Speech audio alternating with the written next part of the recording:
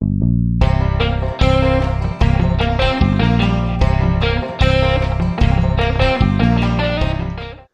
everyone, welcome to the video on applications of non-classical logics to the metaphysics of quantum non-individuality. My name is Jonas Becker-Arenhardt, and I have been researching on this subject for a little more than 10 years now. And this is a fascinating subject because it combines three different areas: quantum mechanics, logic, and metaphysics. Well, as you know, quantum mechanics is by itself a source of inspiration already very well known for suggesting revisions of logic. There is a classical discussion on how quantum mechanics suggests that the distributive law in classical logic requires that we revise classical logic. So quantum mechanics has already some track records on suggesting revision of logic. Now, this is not the only way that quantum mechanics has already provided for this kind of suggestion.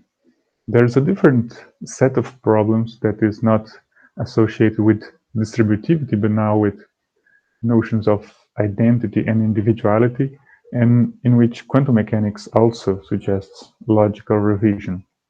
So basically, there are some suggestions coming from different sources to the effect that quantum mechanics and the individuals that quantum mechanics deals with are not individuals in the classical sense.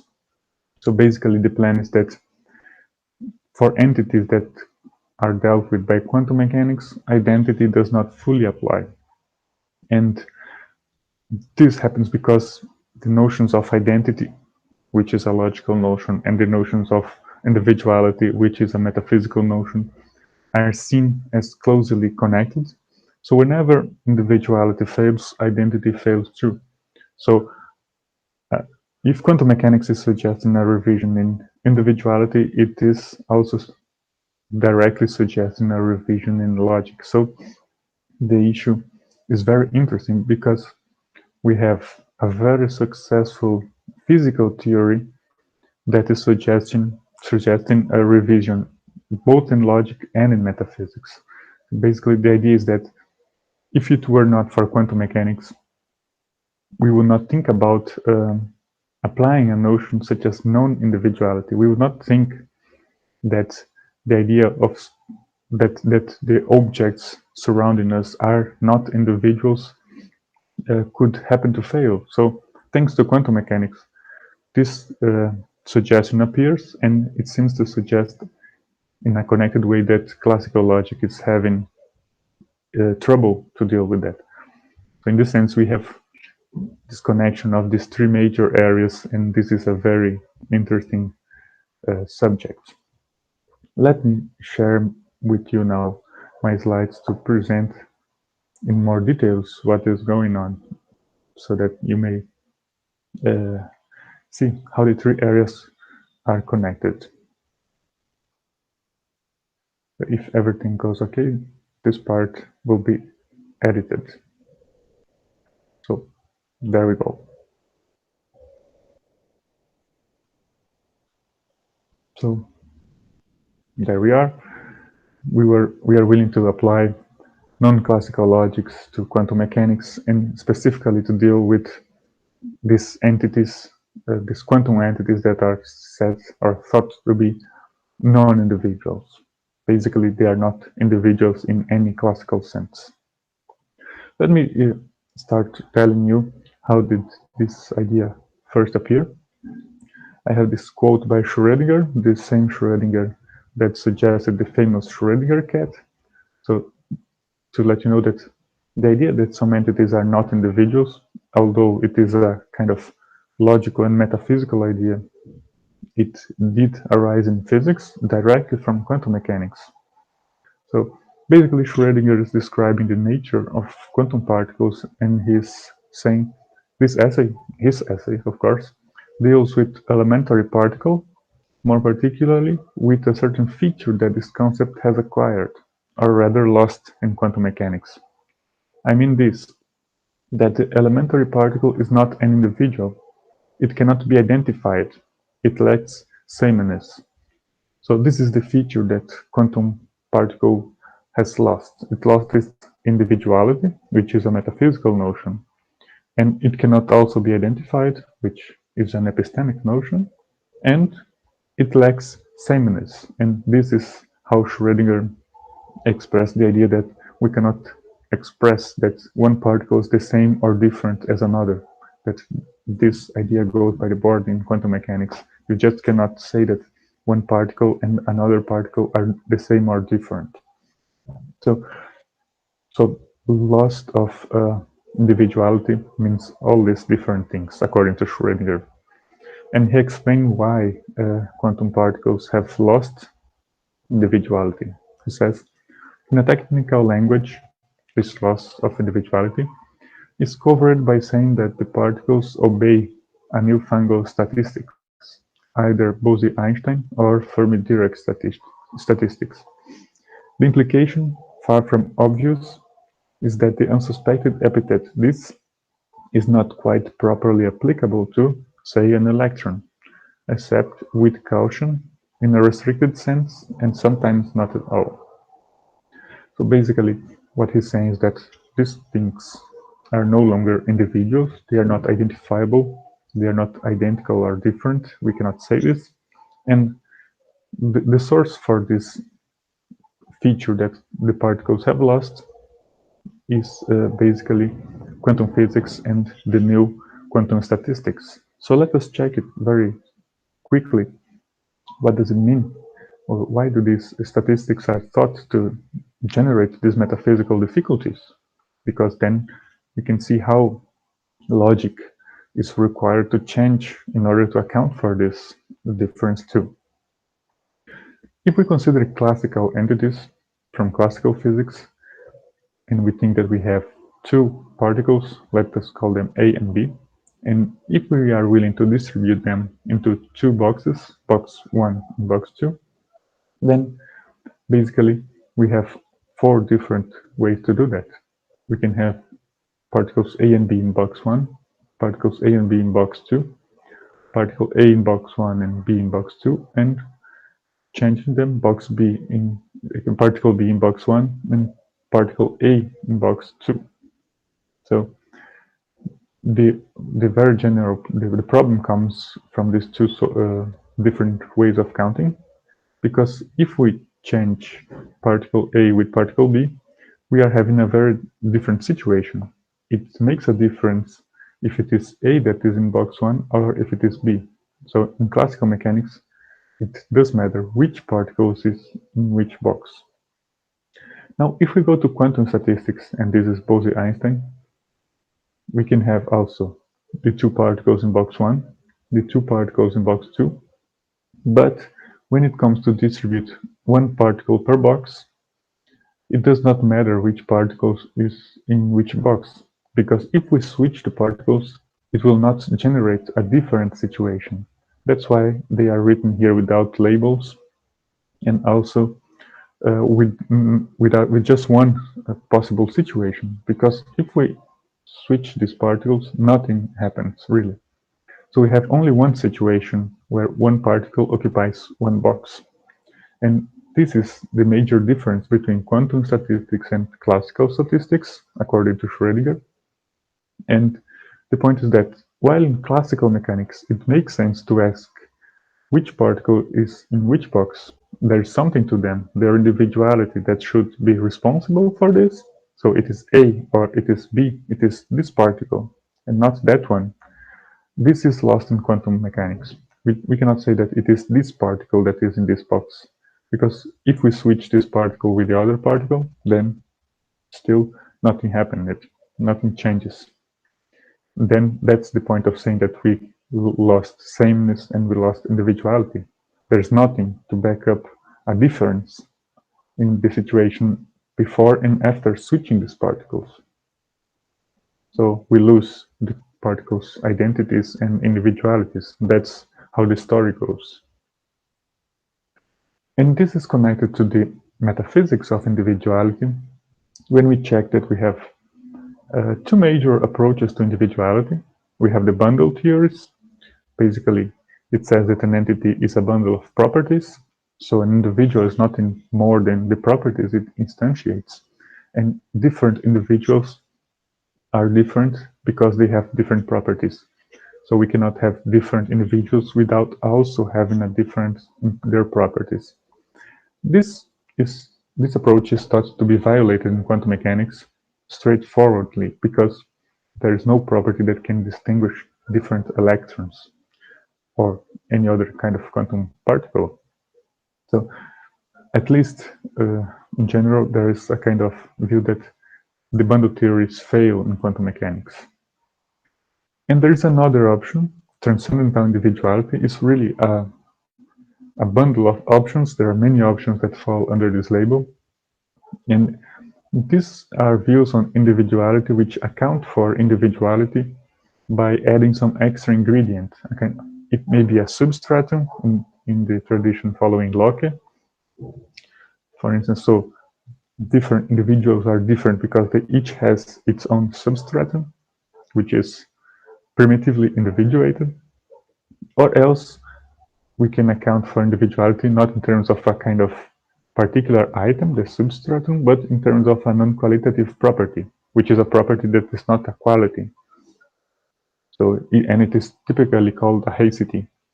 So Plato's different from Aristotle and different from Socrates because Plato has his own haecity and Socrates has his own aecity and so on. So, and what's interesting in this kind of approach is that a haecity is framed in terms of the property of being identical to itself. So Plato's haecity is the property being identical to Plato. Aristotle's haecity is being identical to Aristotle. It is non-qualitative because it does not add any quality to the thing. And what is so interesting about it? Well, it's interesting because while it is typically thought that bundle theories fail for quantum individuals, for quantum particles, transcendental individuality also failed because we can shift the particles and nothing really happens. And if we think that self-identity is precisely the mark of individuality, then we can have a very nice way to represent in a non-standard logic the failure of individuality. So how should it go? I quote here from the very nice and still the major reference on the subject, French and Krause's book, Identity in Physics. And they connect physics with metaphysics and logic in the following terms. The idea is simple. Regarded in Heseistic terms, transcendental individuality can be understood as the identity of an object with itself, that is, A equals A. So that's basically how haecities go. If you have a haecity, that means that you are identical with yourself. So classical logic would imply that everything is an individual because everything is identical to itself. So, they say, we shall defend the claim that the notion of non-individuality can be captured in the quantum context by formal systems in which self-identity is not always well defined, so that the reflexive law of identity, namely, for every x, x equal x, is not valid in general. So there we have the connection. Basically, if we say that physics suggests that individuality and identity fail, then we find the corresponding metaphysical notion, haecity, which is represented by self-identity and which is failing, and then we can represent this in logical terms by violating the general validity of self-identity, of the reflexive law of identity. So we have a kind of unification of the three big areas that we are talking about.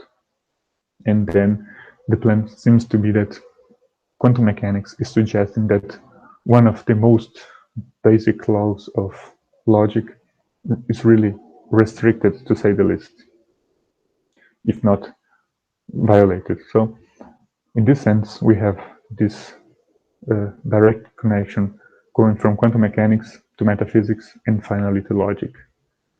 So what are the systems of logic that do this? Well, they are very simple systems. In formal terms, their interpretation is quite difficult, but the point is that we have Schrödinger logics, named after Schrödinger, of course, because of his being a source of inspiration. They were suggested by Newton da Costa at first, and then generalized and developed by Décio Krause.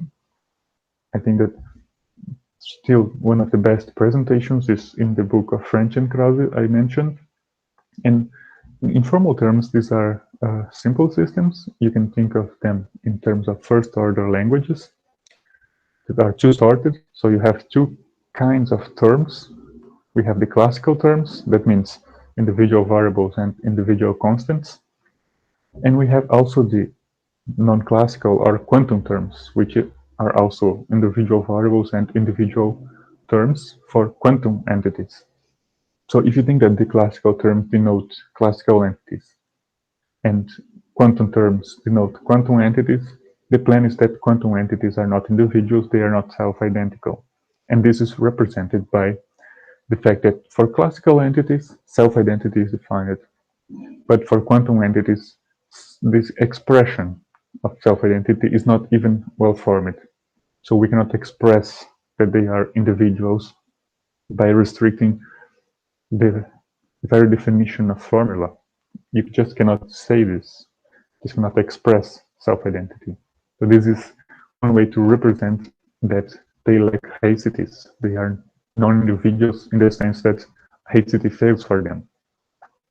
The same idea can be generalized to a theory of sets, which is called quasi-set theory. It was developed by Décio Krause too. And again, the classical source is the book of French and Krause. Basically, again, we have two kinds of atoms. So this is a set theory with atoms. We have the macroatoms that are the classical objects and the microatoms, which are the quantum objects. And again, by using the same kind of trick that we used in Schrödinger logics, identity is not defined for microatoms. The plan is that in quasi-set theory, we define identity, and the definition holds only for macroatoms, the classical objects. And so, by using the typical set formation techniques, you can form collections of both kind of atoms. And given the fact that for microatoms there is no identity, we have some obstacles and some challenges to account, for instance, for cardinality attribution. It's a bit more difficult to say how many elements there are in a set, given that the typical counting procedures are not available. But all these obstacles can be dealt with, and the theory is very interesting, and we can say how many elements there are in a set, even without counting them in the usual way. So we don't need identity to count these entities. It's very interesting. And in quasi-set theory also, we can prove a very interesting theorem that on what concerns microatoms, we can permute them, we can exchange microatoms in sets without giving rise to different sets. So that's precisely what the statistics for quantum entities was telling us. So this result from physics is reproducible in quasi-set theory. You can permute atoms without giving rise to different sets, or quasi-sets in this case. So both theories one can find them very well presented in this book by French and Krause to begin with. So this is a very nice place to start reading about them. But still, there are some additional problems I would like to mention to you as a final step. Basically, the idea that quantum entities are not individuals, as Schrödinger was suggesting, is not completely established. So it's not obvious that quantum entities are not individuals. One can, with full sense, say that those entities are individuals, but that they are just indiscernible. So what accounts for their permutability is that they all have the same properties. So there are some senses of individuality that do fit with quantum mechanics. And then basically we have the famous metaphysical underdetermination. Quantum mechanics does not decide whether it has a metaphysics of individuals of some kind or of non-individuals of the kind we are describing. And also there's a problem with the idea of non-individuality. As you have seen, in order to represent non-individuality in terms of non-reflexive logics, we have described non-individuality as failure of identity, but that requires that individuality be understood in terms of aesthetes. So that's a very specific notion of individuality that results in a very specific notion of non-individuality. But given that there are other notions of individuality, as for instance, being in a certain position all the time, so that's space-time individuality, so different individuals have their individuality attributed by their different positions. We also have different notions of non-individuality. So this failure of having a very specific position, in this case of space-time individuality. So it is not clear that all definitions of individuality will give rise to the same to versions of non-individuality that require change of logic. So it is not clear that having non-individuality means the same as failing identity, because you can have non-individuals and still have identity in some versions of non-individuality. So thanks to this kind of study, we can see that there are so many options already open, and not all of them lead to logical revision. So this is still an issue of logical theory choice and also of metaphysical theory choice, which is basically the challenge most of the time when it comes to metaphysics and logics. So this is not different from other situations where non-classical logics are said to apply. So these are the references, and thank you very much for watching.